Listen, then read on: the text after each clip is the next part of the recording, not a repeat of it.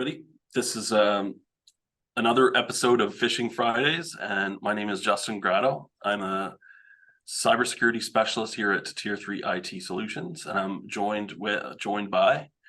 My name is Jesse Hill. I'm the president of Tier 3 IT Solutions, and enjoy getting together with Justin to talk through these topics every other week. So we're continuing our conversation here about I guess targeted attacks. We've talked about spear phishing, we've talked about vishing, and now we're going to talk about smishing. So so many great fun terms, but Justin, tell us about smishing. What is it? How does it work? So smishing it sounds pretty funny, but all it is a phishing attack that uses a text message. So it's sent via text message, and it kind of plays off of the SMS, which it means short message service. So that's why it kind of smishes out like that. And we're going to get into a scenario around this, but it's one of those interesting things. And you might go, well, why would they attack? Why would they try to send me a text message?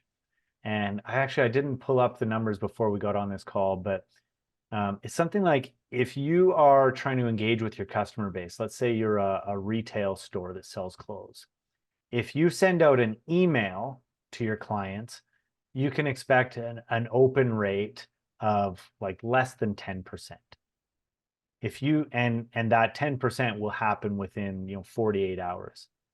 If you send a text message to that same customer group, it's the opposite. You can expect like a 90% open rate, and it happens within minutes of sending it. People are trained that when their phone buzzes, they need to look at it and they need to push the buttons. And malicious threat actors, they know this about us, and so they take advantage of it. So let's talk about maybe another scenario, or a scenario of how threat actors might use smishing to gain access to our information or our finances. All right, so here's the scenario. There's a prestigious golf and country club. We'll call them Fairway Gardens Golf and Country Club. There is someone that is aware of the affluence of some of the club's members. Some pretty influential people, affluent members of the community, are members of this club. The attacker sends out a mass SMS text posing as club management.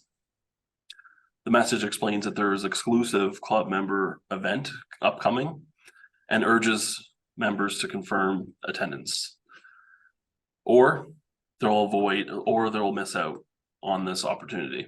So with that, they provide a link to a registration page. This is a fake registration page, and it's designed to steal information such as credit card information, names of members, home addresses, maybe membership numbers, and other private information. In this scenario, the attacker leverages the club's own reputation and its prestige to lure its members to provide information.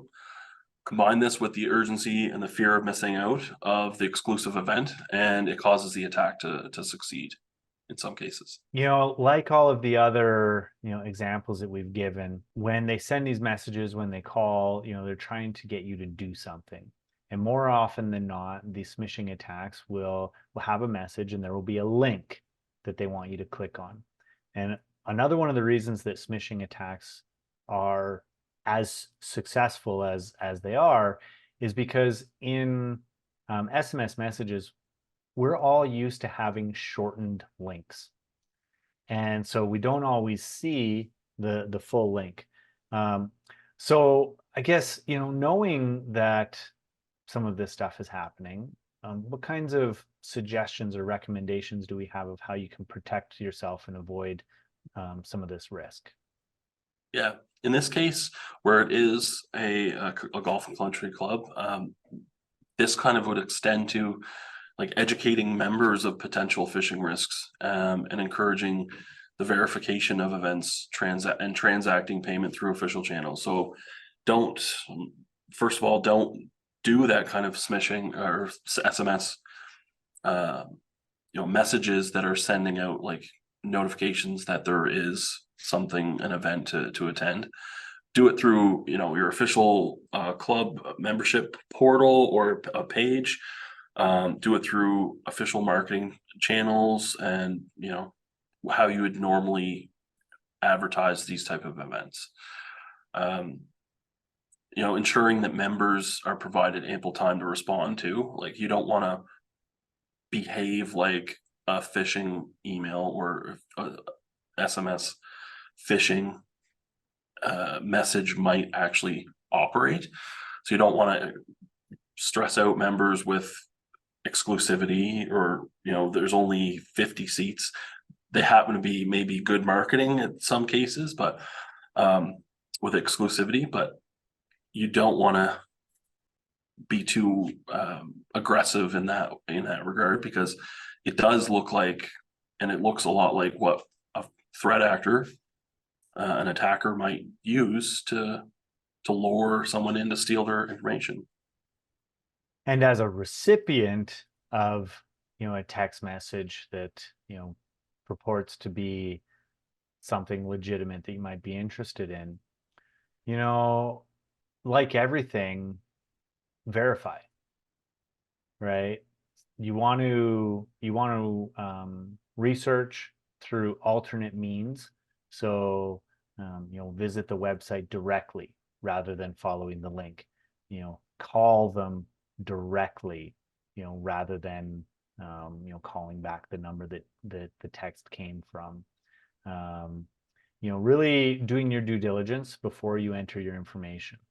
And the reason we keep talking about, going to these fake login pages is that, unfortunately, many people still reuse the same login credentials for more than one web page.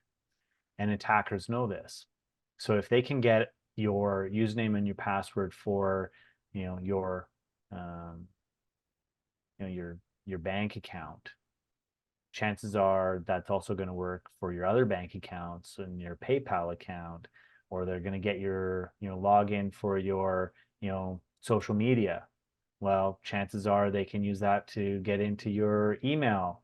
And, really, unfortunately, there's a lot of people with really poor password hygiene, as we call it.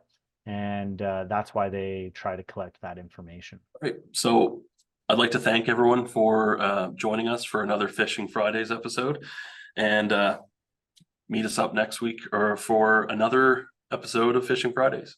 Thank you. Awesome. Thanks, Justin.